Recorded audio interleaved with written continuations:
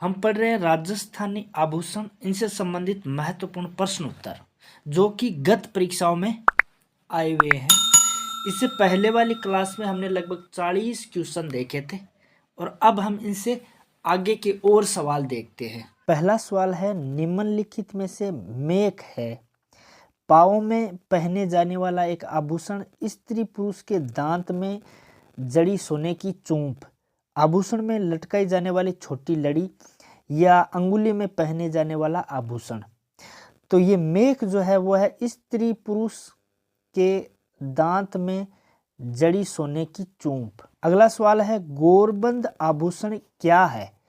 ऊंट के गले का या राजस्थानी महिलाओं के सिर में पहनने का, पश्चिमी राजस्थानी महिलाओं द्वारा गले में पहनने का या राजस्थानी महिलाओं द्वारा हाथ में पहनने का। तो ये गोरबंद जो है वो ऊंट के गले का आभूषण है। अगला सवाल है, निम्न में से हाथ के अंगूठे में पहने जाने वाली अंगूठी को कहते हैं?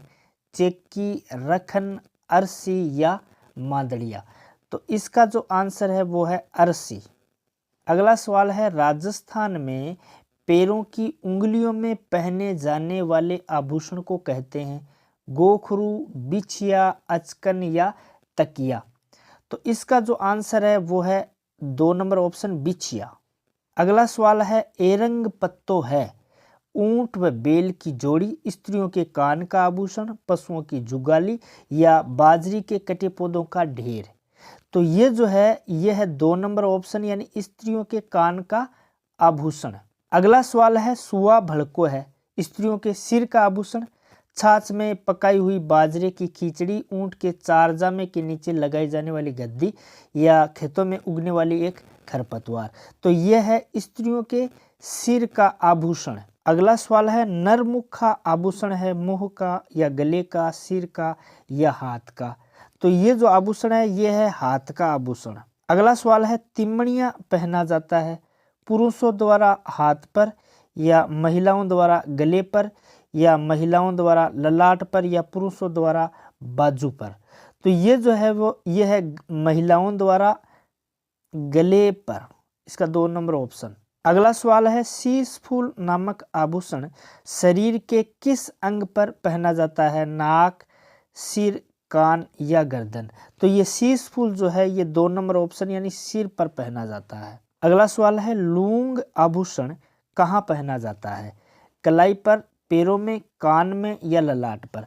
तो ये लूंग जो है ये पहना जाता है कान में। अगला सवाल है, शरीर के किस अंग पर राजस्थानी महिलाएं गोखरू पहनती है? कलाई, गला, पांव या सिर। तो ये जो है ये पहना जाता है कलाई पर।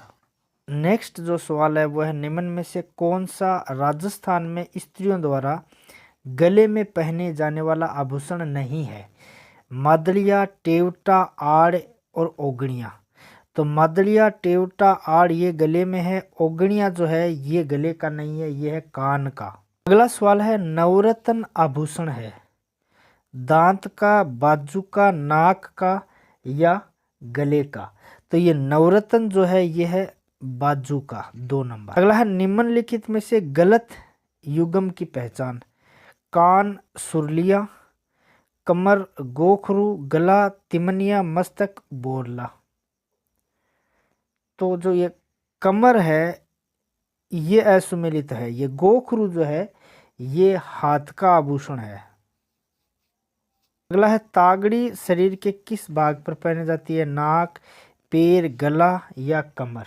तो ये तागड़ी या तगड़ी जो है ये है कमर का आभूषण। अगला है, पिप्पल पन्ना ये है स्त्रियों के सिर का आभूषण, स्त्रियों के कमर का आभूषण या स्त्रियों के गले का आभूषण या स्त्रियों के कान का आभूषण। तो ये जो है यह स्त्रियों के कान का आभूषण। अगला सवाल है, एक आभूषण जो पुरुषों द्वारा उपयोग में होता है? मुर्किया, बजटा, तगड़ी और अणत। तो ये बजटा, तगड़ी, अणत ये नहीं है, ये है मुर्किया। अगला है, दमना या दामना एक आभूषण है जो पहना जाता है उंगली में, गले में, कान में या नाक में। तो ये दमना या दामना जो है ये पहना जाता है 1 नंबर यानी कि उंगली में। अगला है, राजस्थान में महिलाओं द्वारा अंगुली में पहना जाने वाला आभूषण? तो नेवरी, तुलसी, दामना या हालरो। तो ये दमना या दामना जो है ये उंगली में पहना जाता है। अगला है अंगूठ या आभूषण मानव शरीर के किस भाग पर पहना जाता है? कमर, कान, नाक या गला। तो ये अंगूठिया जो है ये पहना जाता है कान में। इसका ऑप्शन नंबर 2 हो जाएगा। अगला चूंप नामक आभूषण का संबंध है कमर, कान, अंगुली या दांत। तो ये जो चूंप जो है ये पहना जाता है दांत में। अगला है निम्नलिखित आभूषण और उसे पहने जाने वाले अंग, इसको सुमेलित कीजिए। जैसे बोरला जो है ये है सिर का, और लटकन जो है ये है नाक का, और जंजीर जो है ये है कमर का, और तोड़िया जो है ये पैर का।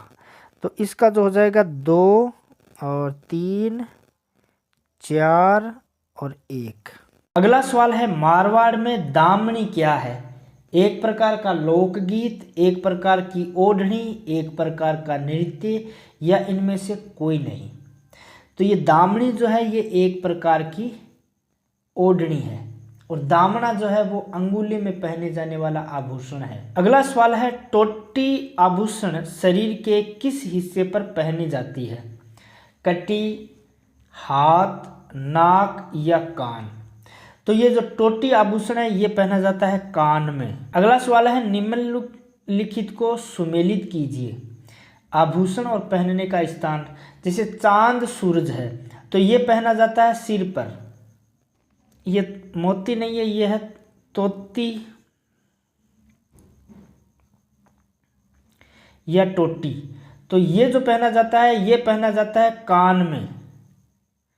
और अगला है तुलसी। तुलसी ये जो पहना जाता है गले में, और ये धंस ये पहना जाता है दांत में।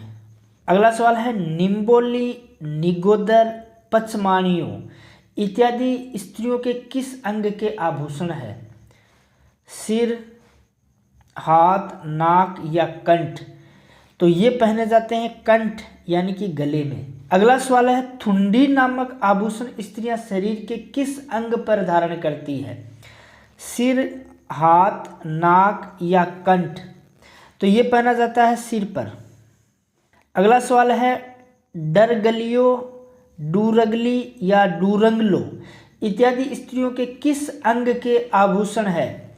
ये है पाँव या कान, नाक या गला। तो ये है कान के आभूषण। अगला है गुरडे, ग्रामीण पुरुषों के किस अंग का आभूषण है? कान का, नाक का, कलाई का या पैर का। तो ये पहना जाता है कान में। अगला है स्त्री के बालों की वेणी में गूंथा जाने वाला आभूषण है? चंपाकली, गोफन, चांद सूरज या चूड़ा रतन। तो ये है 2 नंबर गोफन। अगला सवाल है राजस्थानी पुरुष चेलकाडी आभूषण पहनते हैं हाथों में, कानों में, उंगलियों में और पैरों में। तो इसका जो सही आंसर है वो है ऑप्शन 2 कानों में। तो ये थे राजस्थान के आभूषण से जुड़े हुए कुछ महत्वपूर्ण सवाल। वीडियो जानकारी अगर अच्छी लगी तो वीडियो को लाइक करें, कमेंट करें और अपने दोस्तों के साथ शेयर करें।